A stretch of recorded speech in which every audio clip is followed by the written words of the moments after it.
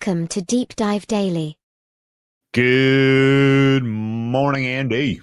Thursday morning, football today. The NBA was fun last night. I don't know if you stayed up late, but just a wild, dramatic finish in Portland with the Thunder finally taking an L. And the refs thoroughly ruined Spurs Lakers. So thanks for that, clowns. In general, not a lot to say about tonight's slate. Are you going to pass? On the NBA? Yeah. Passing in the NBA, just mostly because I have some action in the NFL and I've got some other things. It's going to be tough to keep track of all the games. Yeah. Are there no games? Is that the There's joke? There's just one. Okay. There's just one. After like you belabored it a couple times, I'm like, all right, I'm not in on the joke here. No, it is like a what are we doing here light slate. And the answer to what we're doing here is we got to make sure everybody's fresh for the NBA Cup tomorrow, Andy, because the games mean more. The Cup. They don't mean a lot more. They mean a little more, but they mean more. So it's directionally accurate. Let's talk. Did you see Eric Spoelstra's house burnt down? No. Is it his wife? I don't know. Like somebody posted some photos. So do we have an Andre? Do we have an Andre Rison? Remember when Left Eye did that to Andre Rison? What a power couple in Atlanta at that time, though. My God, I know, right? Make a Travis Kelce, Taylor Swift believers blush. Man, Andre those Rison, Falcon teams. Lisa those Left Falcon Eye teams just weren't good enough to like really. It was kind of like some of those Lions teams that had really good players and just weren't good. Herman Moore. I remember some other 80s wide receivers, early 90s. Let's do you have any injury thoughts you wanted to get off your chest as we have after yesterday's cap? So it's 10:45 in the morning. We're just starting to get some news. Sauce Gardner, we already kind of said, hey, he's traveling. He's going to play. He did 100% clear concussion protocol, so he's there. Rasul Douglas was just announced out for the Miami Dolphins against the Bills. Kind of matters. Not great for them at this point. Matters. Cooper Kupp remains injured. It's early in the week for that team, though, as well, too. And they have a replacement who is light years better than Cooper Kupp right now. And they traded for another guy. That's what I'm saying. I thought you were talking Torrey Horton. Horton is better. Horton's good. Horton's a good rookie. Sayamalu didn't practice for the Steelers. I don't think he plays. God, what else did I have? Aaron Jones probably not playing. That's going to be a Jordan Mason game again. Doesn't matter. Surtain was ruled out for some reason. Like, Surtain's ruled out. Yeah, we know. Like that was no shit. Always that something. Weeks ago, I thought. Mims for sure is out. Waddle is practicing, but he's on the injury report. Keep an eye on that. The one running back, the rookie, Ollie Gordon, and also dealing with an ankle injury. And then RIP, Marshawn Nealand. I don't know what happened there, but the Cowboys' 24-year-old defensive lineman passed away last night. Are you serious? There's very few details. This just kind of came out in the last half hour, 20 minutes or so. He was actually the one who fell on that ball that was blocked into the end zone. So he was the Dallas Cowboys' first touchdown scorer last week. Don't know what happened. What the shit? Yeah, exactly. Huh. We'll probably find out more later. As long as we're RIPing. RIP ESPN bet. You can now get your action at the Score bet. I don't understand that some of this stuff. Like, is there some massive tax benefit to failing and rebranding every 3 years? Because correct me if I'm wrong, it used to be Barstool Bet. And then if you can't leverage the big names of Barstool and ESPN, I don't think rebranding as some fucking Canadian app is gonna, because their thing they said in the press release was like, we want to compete with DraftKings and FanDuel. Like, you're not going to. First off, and second off, I don't know how the plan is. We're gonna rebrand as the Score app And that's what's going to finally tip the scales for us. So I just wonder if there's some That sort all of write sounds off like for Disney. executive. That sounds like executive shareholder garbledy-gook speak. That's I what I'm would saying. Is this I some would sort of think loss that the leader for value the of mouse? well, I would think that. Well, I don't know. I don't know about Disney. I mean, Disney obviously could make more money partnering with DraftKings, and that's just the bottom line for them. But the Penn stuff is wild. My guess is that ultimately the value of the company is the value of whatever data they've got on users and players, and that somebody will eventually buy them for that data. I think that's kind of their get out of jail on any of the sports betting stuff. I think 365 should look into that. Well, somebody's going, somebody with the actual capability and the tech to take on DraftKings and FanDuel will eventually buy them for their book. That's kind of that's my guess. I don't know. Yeah, the other thing is it was announced almost immediately that like ESPN will now have a massive DraftKings, deal. Yeah. Now that they don't have to partner with their own book, and kind of adjacent. And this one felt weird. I can't think of the other names, but did you see the Stephen A. Smith solitaire stuff? It went way over my head. So if you saw remember, some commentary where he was like, I don't remember him playing solitaire during the finals because I was watching the basketball and I don't. That's crazy that you don't remember that. I remember this. What is going on? In what universe is anyone caring about what Stephen A. Smith is doing or saying just because, during the finals? Well, and I just think it was an exciting finals matchup, and they caught him in the stands playing solitaire, not watching the game. That sounds exactly right. Funny. That's exactly funny. But now, he's partnered with this big online solitaire app on your phone, and he's like making ads for them, and he posted it. And underneath one, he didn't put the hashtag ad. And then Mina Kimes chimed in underneath and said something and like put the hashtag ad. And everyone's like, yeah, get him. Like it's like an organic community note. Well, actually, it turns out Mina Kimes is also being paid by this and multiple other ESPN. Like that was actually her. They're all posting about like, oh, here's my score and I beat Stephen A. And like, I think we need to get in bed with this solitaire app because I don't want to besmirch everyone else's name, but if Mina Kimes is willing to get down in the mud and put up tweets solitaire is more money than advertising for a sports book. They call it the single man's chess. It is dude, I'm so freaking good at solitaire. Unbelievable. Anyway, I'm just saying, like the bag they had to have thrown at her for her to do that. Yeah, I'm just saying we're open to this solitaire deal. Don't pay for solitaire. You just get the free mobility wear one. That's buy a deck of cards. No, here's I'm gonna give you a couple props. Okay, I'm gonna give you one quick hot take. I want one solitaire hot take quick. Spider solitaire clears regular solitaire by a bill. Also, is it solitaire or solitary? That's such a hipster take.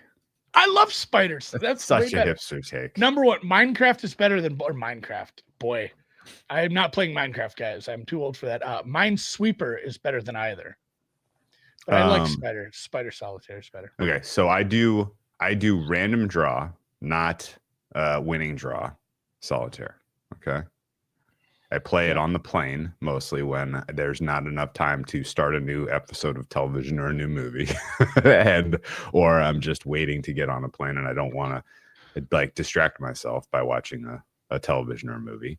My initial download of the mobility wear free solitaire was probably in 2014-ish, maybe iPhone 3. What's vintage. Your ELO right now? So it's been many. It's high. It's up there. How many games of solitaire do you think I've played on here? 7,400. 3,923. That's not that many. Oh, come on. That's incredibly high. You got to guess on my winning percentage. This is I think winning solitaire is actually tough. So probably like 20%. 55.5. That's actually incredible. I'm a sicko where if I remember the cards as I go through, and if I'm like, I had 2 red 9s and I picked one path and it doesn't work out, I'll undo all the way back to where I know I've had that split. Okay, so it's a fake 55. It's a cheat. You're cheating. And then I just kind of wanted to touch back. I did read into the comments a little bit. Cheating. It is cheating. Yeah. I did read back into the comments under some of these ESPN ones. Sure. This particular solitaire company was using like bots, because I think it's like head-to-head solitaire or something, and they were like defrauding customers of money. So that's the other part where people are. It isn't. I mean, crime is legal. Who's not defrauding customers? Yeah, who's not defrauding someone? Yeah, I'm not saying it's right. I'm just saying it's commonplace. Par purge every day. Yeah, you could have just said there's a company, and I would assume they're defrauding people of their money. There's a company that is for profit. For profit. So just for completeness, and then we can move on here. I've won 2,178 games, 475 of those without undo. It keeps these statistics for you, which is quite fun. Highest standard score, 16,476. Shortest winning time, 44 seconds. Beat that. Anyone out there with a draw 1 solitaire time faster than 44 seconds, you can find me in the comments. I will, and this is not an ad. The last prop bet for you. Over under 4.5 years until DraftKings just owns ESPN. Buys it from Disney. I think it'll be FanDuel. I think they're a better company. Well, DraftKings and ESPN now are about to be tentacled. I know, but those deals get reviewed every couple of years anyway, and it's not to say that's it's like a Hollywood marriage. That shit ain't forever. You evaded my question though. 4.5 years. 7. 7 years? Yeah, ESPN. I feel like at that point things will have moved on to the point where, again, if it doesn't happen in the next 4 years, in my opinion, it's not happening. DraftKings is just spinning up their own, TikTok DraftKings, which replaces ESPN or something, and they get the DraftKings TikTok got the rights to the NBA for 2030. I do like 2048 as far as a killing time while you're pooping bet game. Okay, that's a fun one.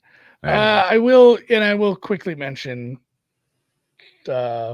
I don't know. It doesn't feel like any of these sports. I'm kind of mad right now. My particular attorney general is like sending cease and desist to the offshores. I almost want to write. This might be the first time I write to a politician, and be like, just chill out. I don't know how to write this letter. Be like, I want to still bet online, so I don't need you fucking that up for me. So I need to frame it under the guise of here's a list of 30 bigger problems that you need to deal with in Minnesota right now, instead of writing cease and desist letter to an offshore in Costa Rica. You're worried about Costa Rica? We have crime on the streets, hungry kids, homelessness, tornadoes. I'll think of a bunch of things, but I'm probably going to write an email. The Public Utility Commission is flooding your house, and here the Attorney General's like, oh yeah, you know what I need to worry about? My bookie. I'm gonna write them a strongly worded letter.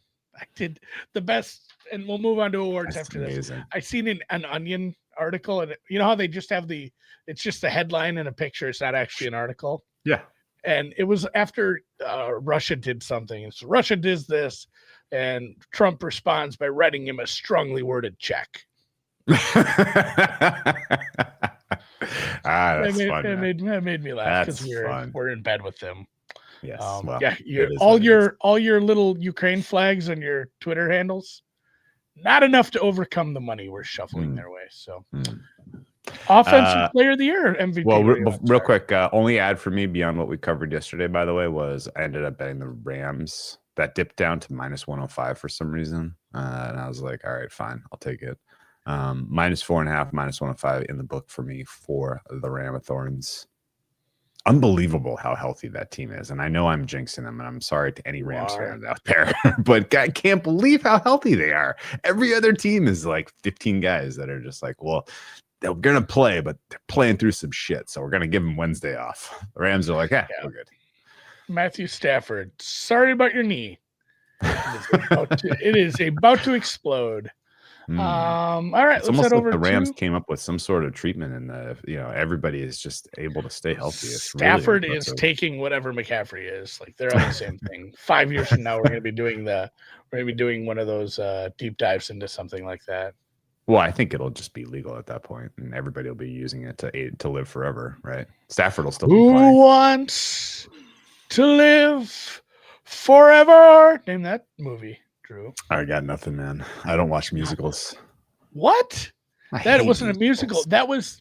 That was first off, musicals rock. Second of all, that was Terrible take. That was the dulcet pipes of one Freddie Mercury on the soundtrack to Highlander.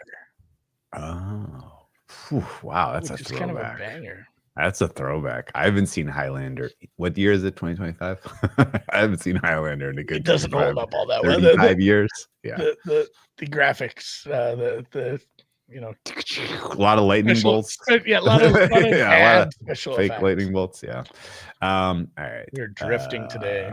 We're drifting. I don't have much. I don't have anything really in the awards, so let's just cover what it is, what's available. Josh Allen flipped favorite in the MVP over Pat Mahomes. Mahomes has drifted to 4-1. I don't think there's any burning need to bet it now since he is on bye. Josh Allen plus 180 will get shorter, I think, after he throws 5 touchdowns and runs for 2 against the Dolphins.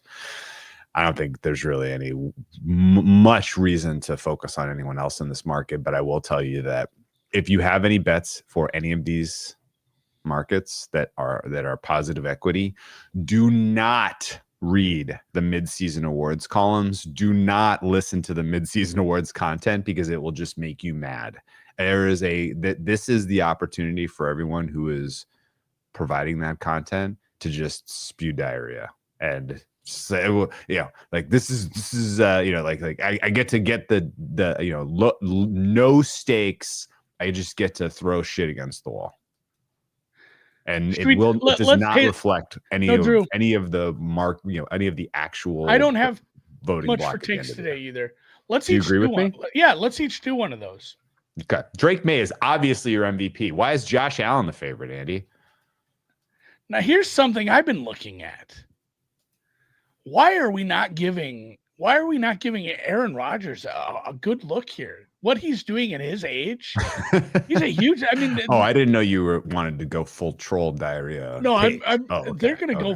I mean, I'm not saying he should win, but he should be getting some votes, guys. For what he's doing at this age, it was a nice win. They just beat. Oh, it was the defense. No, Aaron Rodgers was a part of that game. They just beat the best team in the AFC last week. Aaron Rodgers demands to be in this conversation. I see where you're going. Yeah, you got to go full diarrhea. You can't go a couple little squirts. I'm staying in the bowl, buddy. Well, then that. Then the diarrhea take is Jonathan Taylor is your MVP. No, the offensive player of the year. Yeah, just you can't take any of that shit seriously. It's just awful. But total EPA leader in the clubhouse at this moment is Drake May. So yeah, if they voted today, he would get my vote. Anyway, carry on. Offensive player of the year, Jonathan Taylor is continuing to be a heavy favorite. JSN, my biggest regret. I don't think he can win though without cheering for a Jonathan Taylor high ankle sprain or a hamstring falling apart. Like JSN's there, Christian McCaffrey's there, but they're still going to trail behind Jonathan Taylor if he continues to have, multiple touchdown days against bad teams. They have a bunch of teams that he's going to look pretty good against. My diarrhea take for this one would probably be. God, dude, JSN has also only played 8 games, and he's still fucking over everybody. He's gonna. Here's the case for him. This is a real take, not diarrhea. He is on pace for 2,000 yards. He is on pace to break all the receiving records right now. And I know they just went and got another piece, and maybe that hurts him.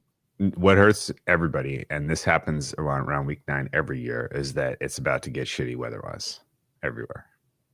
And unless you're playing in a dome, then taking any type of sample of 8 or 9 weeks and extrapolating it does not reflect the natural arc of player performance and scoring that trends downward. I don't know if I have a diarrhea take here.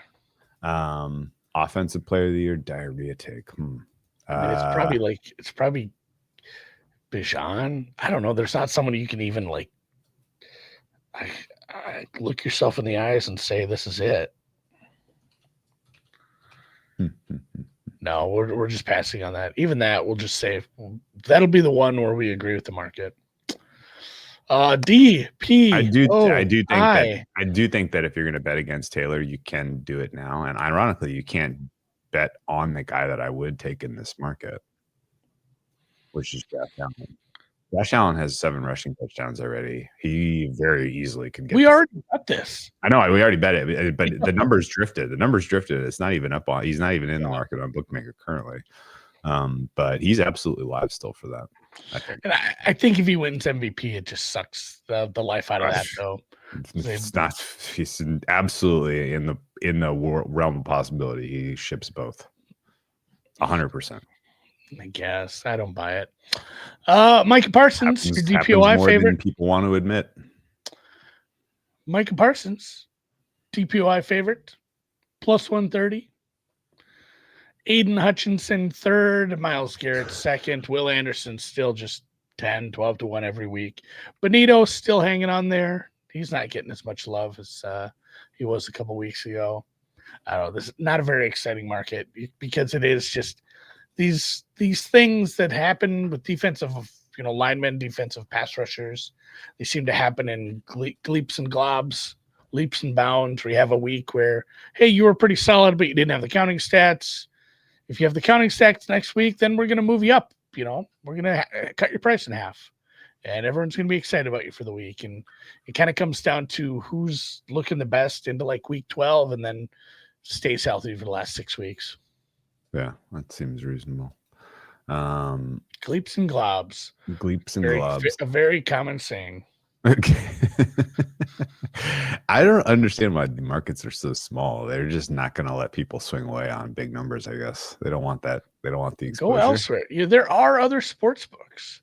I know. I mean, not that you can get to win even 2,500 a click. I feel like is. I think you should go. I think you should pop over to 5,000 a click. Wow. Okay. So see that they just don't want to take the exposure.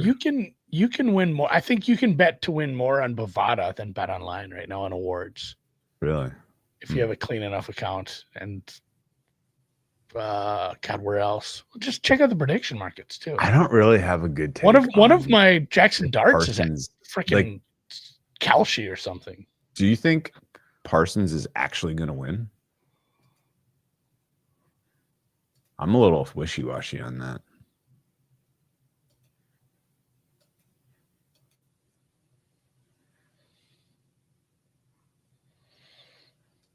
I don't know. Like I said, he has to. You can't just have a quiet rest of the season because somebody else has like 2 weeks where they have a big, 2 sacks and a fumble recovery, and then they move up. I don't have strong opinions. I feel like the anchoring of him being the healthy favorite, a lot of it depended on him just kind of clinching it last week by just wrecking Bryce Young, and he did nothing. The Packers defense is going to finish kind of like on the fringes of the top 10. Right now, it looks to me on the way in, the weakest defensive schedule, like the weakest schedule is obviously is it obviously the Pats? Let me take a look again. The weakest defense. Oh man, all my shit's dragging. I think I have way too many tabs open or something happened. What the shit, man? All my stuff is broken. I'm moving on. I'm moving on to offensive rookie of the year. All right, hit it. Jackson Dart's your favorite. He's even money. Warren 6-1. Egbuka being this short is kind of wild. I don't know that he's done as much of late. Obviously, he's still going to be heavily featured because Evans is out. Godwin looks like he's missing. Travion Henderson, huge number because nobody likes him up there. Judkins, shoulder injury. Sounds like he's going to play. I don't know if it's still so hard to overtake a quarterback. You got one quarterback in this market, essentially. They don't even have a Ward price up right now at Bookmaker. Hmm. I'm sure he's up at other places, but that's funny to me. They're just like, no. Gadsden the other week mashed his way into the conversation. Tet McMillan remains 12-1. Not a lot of movement. Yeah. The mid-season articles are not going to like Dart because they don't want to just say he's the favorite. You got to go hot takey. My hot takey one is Gadsden because that's the dumbest one I can think of. They also, everybody's penalizing him because he missed the first three. It was Russell Wilson's show for the first 3 games of the season. And like that's being held against him. But like if you're prognosticating over the rest of the season, as long as he's healthy, he's starting every game for the Giants, and he's going to have a pretty decent looking statistical profile from the looks of it. Yeah, he would have to commit a crime, like a heinous crime, for them to go back to Russell. Even if he's bad, they're not going to look back. I don't even know if a crime would stop them. I mean, like not like a misdemeanor. It'd have to be a straight felony. Yeah, he's got a positive EPA on the season as a rookie for that team with that wide receiver room. Like he is 100% winning this. Like I mean, obviously if he's can healthy. happen. if he's healthy. Well, and the other issue with him, it's not that he just likes to run and they call running plays for him. Plus 103. Yeah, he likes to run and lead with his face. Like he runs pretty aggressively. That's the risk. Yeah, like that's the risk, but it's not 50% anyway. Again, this is just kind of thinking back to the game we had last week with Jaden Daniels. The more I thought about that, like it's on Dan Quinn for leaving him in the game, but it's almost like the checks and balances or multiple layers of security. There's also other people who realize like what's going on, and Cliff Kingsbury called a quarterback run there. Yeah, I put it more on Kingsbury. I leave my starter in there too, especially because he's had such a uneven season. Like you just get him in that some part's rhythm. marginal, but like get him in some rhythm. Running him multiple times when you're down that much stakes. I want to defend Quinn for leaving him in because honestly, like the offense was so out of whack. Nothing puts you kind of into a little bit better rhythm than going up against like a prevent defense and just get like some quick 8-yard completions, string together a drive. Right. You're like, okay, all right. We got something going here. Like doing a design quarterback run there was like certifiable. Like you should be very much scrutinized for your job if you have a more serious injury than he ultimately had, because it doesn't sound like this is going to be consequential. Anyway, Dart 103 plus 103 is still value in my opinion. Coach and defensive rookie are not up. Coach of the year, I'll pull up Bovada, Steichen plus 150, Vrabel 175, Mikey McDonald. I keep forgetting we're not in love anymore. That's as best as I can do. Plus 550. Shanny, Peyton, Canales, Cohen. Canales getting love seems very misguided. That team isn't good. They might win again though. They're terrible, but thanks to the leadership of Dave Canales, they have 5 wins, Andy. So we got to put them in the conversation. I guess. And then and then the rest. McVay is 25, Cohen 22, Ben Johnson 35, Dan Campbell 40-1. This is for the time. This has been a crowded ass market. 10, 15 guys with a realistic shot. The cream has risen to the top, and I think the top 3 guys are correctly going to eat the market for the remainder of the season. Steichen looks the most wobbly to me just because of the difficulty of the Colts schedule. We're at the time of the year where there's a re-anchoring of who's good, right? And people will absolutely re-anchor. Oh, the Colts are good. Like we didn't see it, but they're good. And if they lose games that are kind of coin flippy, and they have a couple of them, then Steichen is going to pay the price. You saw it already with the Steelers loss, right? Yeah. Like a couple of losses that are just part of getting to a very impressive 12-5 season are going to hurt him, which just seems insane. But I don't know that the same exists. I mean, the Patriots and the Vrabel one, while again, not a Vrabel guy, it annoys me that he's going to ultimately probably just win this. Their rest of their schedule, if they win this week, they get the Jets, the Bengals, the Giants, win. Then Buffalo, which ultimately decides their fate as a 1 or a 5 seed. At Baltimore, and then they finish with Jets, Miami. So realistically, this is a 13-4 team with 2 losses to Buffalo and Baltimore remaining. And now those happening back to back could absolutely hurt Vrabel's candidacy. But if they win, the stretch leading into that Buffalo game, they win their next 4 games, and this is an 11-2 team. Like, it might just be over. Are you prepared for an 11-2 Patriots and what the price? What's the price going into that Buffalo game if the Patriots are 11-2? On Coach of the Year or the price Coach of the game? Of the year for Vrabel. I mean, it's like minus 300. -800. Well, I think it depends. It also depends how much Steichen and McDonald. If McDonald has beaten, multiple NFC West teams at that point again, and they're clearly going to win the division and they're vying for the 1 seed, he's not minus 800. If the Colts have course corrected and are back to their winning ways, the offense look good, he's not minus 8. He's a big favorite, but those two are right there. It's pretty fun.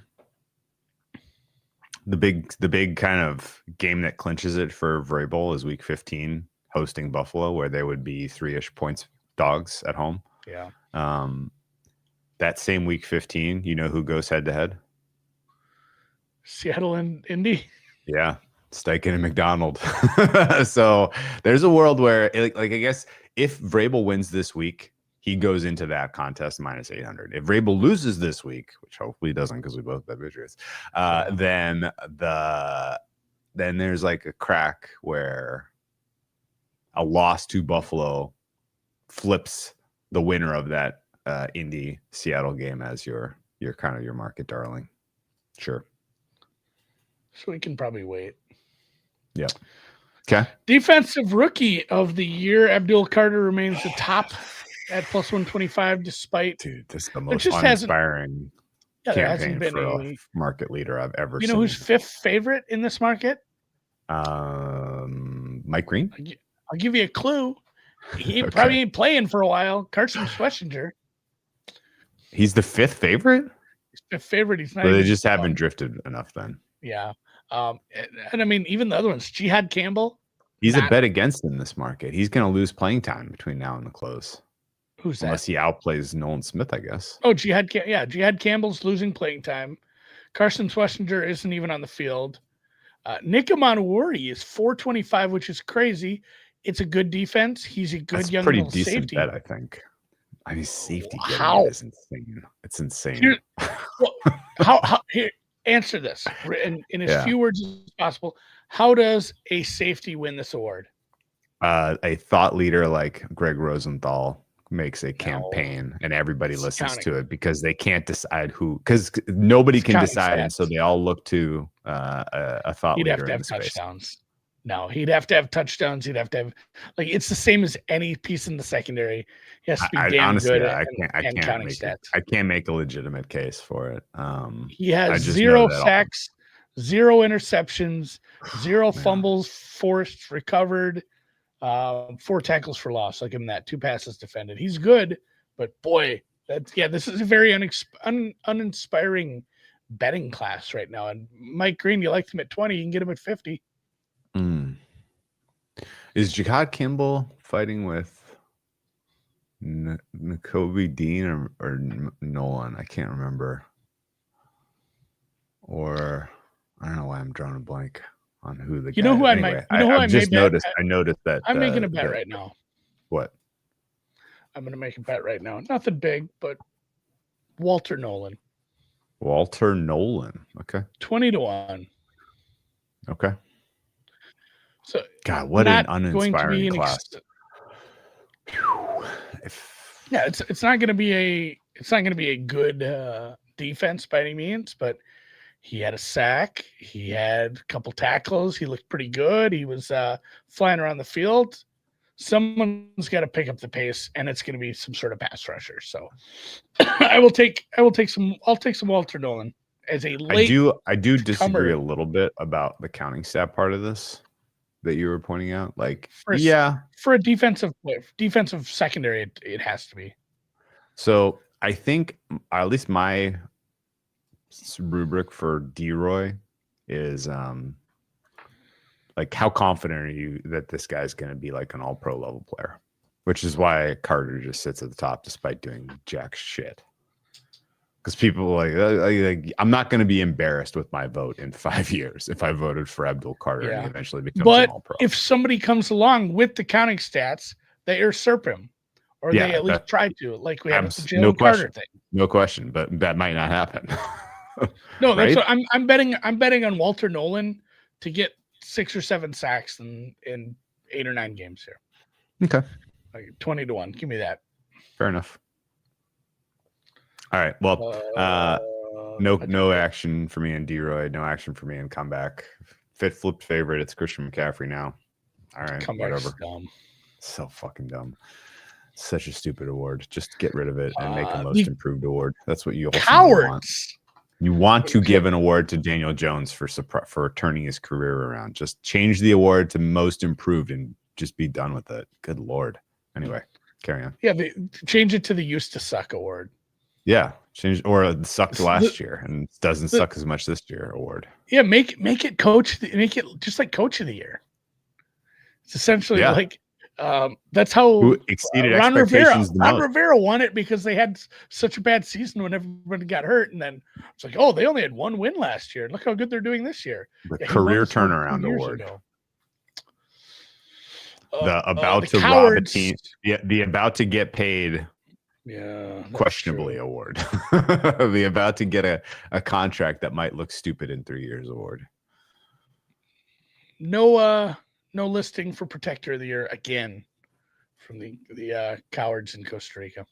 Yeah, and that right now would go to Deion Dawkins, in my opinion.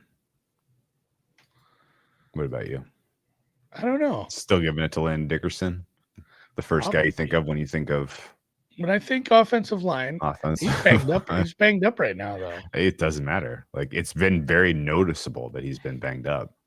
Like, you felt the absence, which helps his case, I think. Yeah, even BetOnline doesn't have assistant coach of the year up right now, so no action there because I can't find it. Oh man! All right, well, anything for NBA Heisman? The 4 Heisman candidates probably play each other on the same day. I mean, you get Indiana, Ohio State, and then you get the SEC game too, and they probably play each other on that Saturday in those championship games. So there's gonna be some nut cutting that day.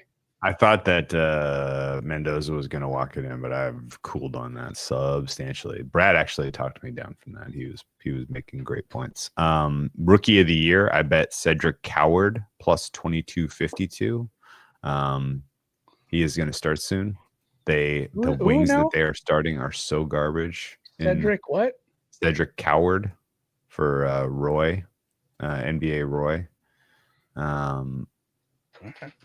He is a very good player, and the Grizzlies right now are about to make some major moves in their starting lineup, I think, and he will come off the bench and get more opportunity to play with Ja Morant and JJJ. I think he had a bad night last night, but he's had a great start to his season, and he can play. So, Coward for me, for Roy. AJ Mitchell started last night. Uh-oh. Yeah, that actually we're worried about AJ Mitchell from the other direction, which is once Jalen Williams comes back, he could be sort of your major usage guy with the second unit. Jalen Williams, Chet Holmgren, and Dort all didn't play yesterday, so they elevated all of the bench to the starting lineup. Nothing to be worried about there. Still a long. There's no other good 6-man candidates. Like that's a good bet. That's gonna be live until the death, I think. Jim Bob Cooter is an assistant. No, he doesn't call plays. No. Wooden, I don't know. I can't name very many college players. I'm sure there's some very good ones. So the one that stood out to me with what I've seen so far, which is 5 minutes of college basketball highlights, is the kid from Arizona. I did watch part of that because I took that Arizona money. Koa Pete. He's got an NBA body. He's playing amongst kids. I'm surprised you wouldn't want to bet Little Boozer, being how you're a Dookie. He's got in the mix. He looks like the third best Duke player. It's the problem. Yeah, but that name. The name recognition. Yeah, he's probably going to be a top 3 pick, but he might not be a award winner this year. All right, man. Let's wrap it. Good work by you. I will check you tomorrow for a little Friday fun. We almost went there today with the. Yeah, we got a little out of hand to start this one. Let's continue that. It feels tonight. Like it does feel like a Friday. I might go home right now. Let's continue tonight when we dig into Thursday Night Football. Yeah, where we double down on the Raiders when they're down 21 points at halftime.